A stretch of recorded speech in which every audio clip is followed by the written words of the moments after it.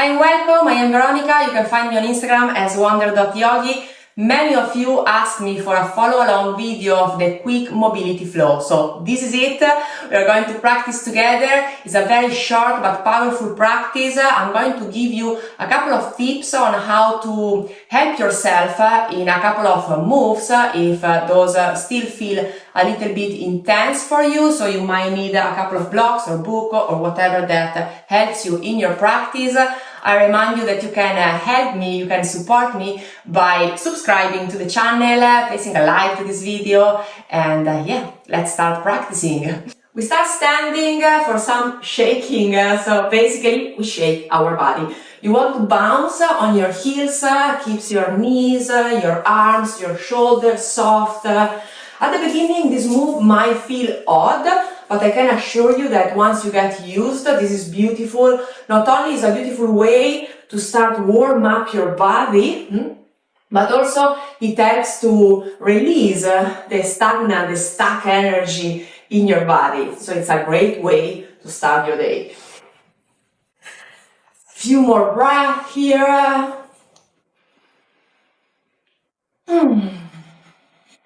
Okay. And then we get ready for the next move. It's a spinal waves, so you want to stand, your feet are hips width apart, and you want to fold by rolling your spine down, so the chin goes to the chest, then the shoulder goes down, then you fold, and as you inhale, you want to rise up, as you want to rise up from an ocean, so coming up with the head, with the shoulder, with the chest, and you dive, and you come up. Nice. The movement is in the hips, it's in the spine, it's in the shoulders. You want to create these beautiful waves, and then you can explore the reverse, so splashing down with your chest, and rolling up. Few more moments here.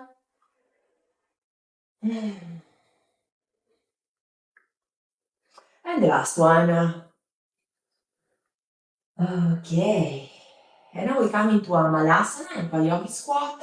So you want to keep your feet a little bit wider than your hips and pointing more or less 30-45 degrees outward. And we come from malasana to a spinal twist. So we inhale in malasana, extending the spine, and exhaling, we lift our hips as we enter into a twist. If this feels too much, we have two variations. We can bend the opposite knee of the side that we are twisting. So if you're twisting to the right, you bend the left. Or you can use blocks to help you. So having a block in front of you, under your hand. Inhaling malasana, exhaling spinal twist.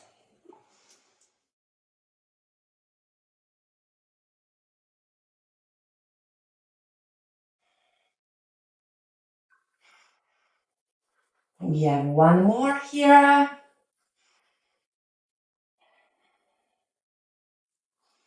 And then we hold our malasana, our yogi squat. Here, if you don't arrive down, two options, sitting on a block or having a support under your heels to help the pose.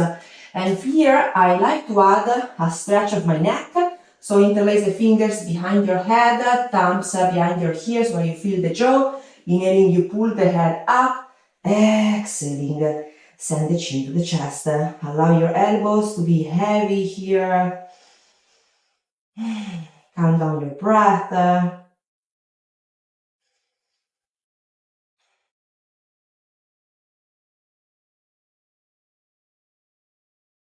One more breath here.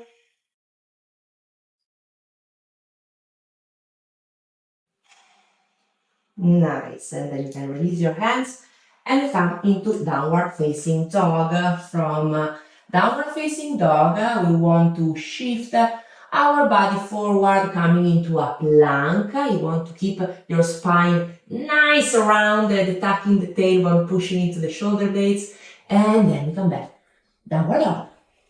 And again, moving forward into a plank, and moving backward into downward facing dog.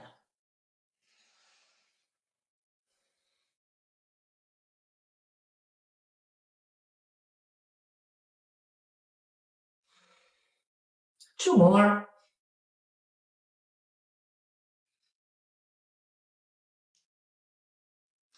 And downward facing dog. Amazing. One breath in downward facing dog.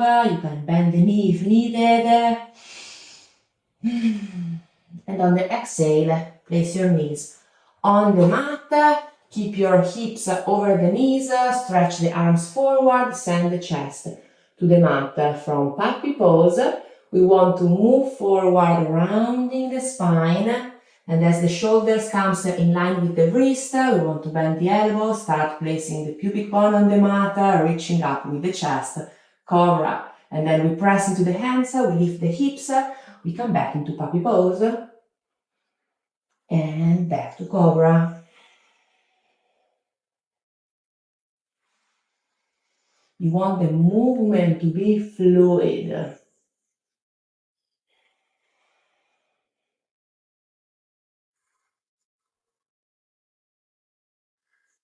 Two more.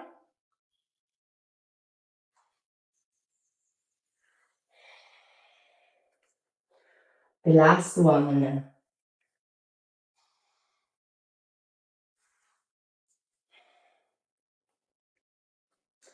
Beautiful. From here, we come back into downward facing dog, and we step the right foot forward to come into a low lunge. From low lunge, we want to pass through pyramid. So we press into the front foot as we send back the hips, and this is the move. So inhaling, pressing forward with the glutes, rolling back the shoulders, lifting the sternum, exhaling, sending the hips back as we lengthen the spine forward. You can keep it active, or if you need more support, you can have blocks under your hand for more support.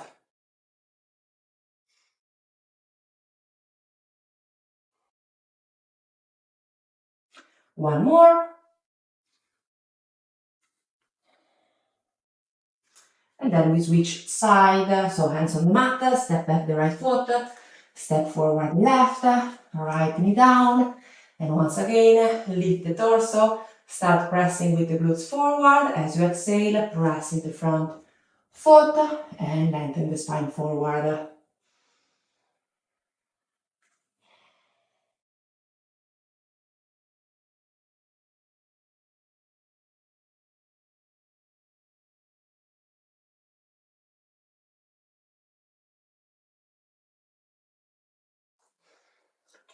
Okay, we move back to downward facing dog for one breath.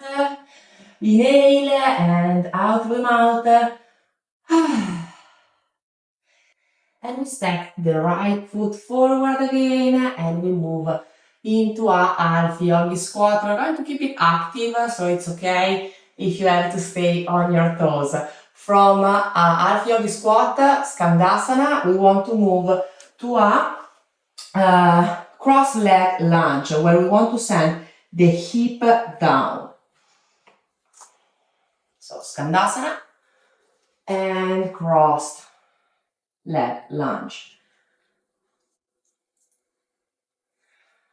3, 2 more.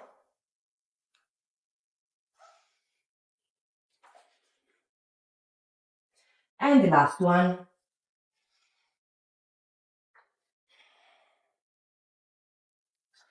Nice. From skandasana to this side, we move to skandasana to the other side for our leg cross skandasana. So as you cross your leg over, if you feel that there is not enough space, you can walk your foot a little bit backward and point the toes forward. That creates more space. 5 on this side.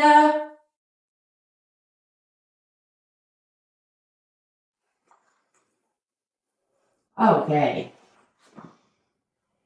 Beautiful. And from here, We step the foot backward, we send the knees on the mat, the hips on the heels for a nice child pose. You can open your knees as much as you need to feel comfortable in the position. You can keep your arms extended forward, or if you prefer, sending the arms backward, palms up, resting the forehead on the mat.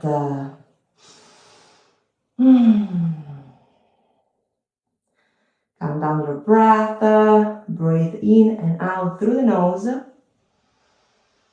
And enjoy this space. Stay in child pose for about 1 minute, and then you're ready to keep moving on with your day. Ciao!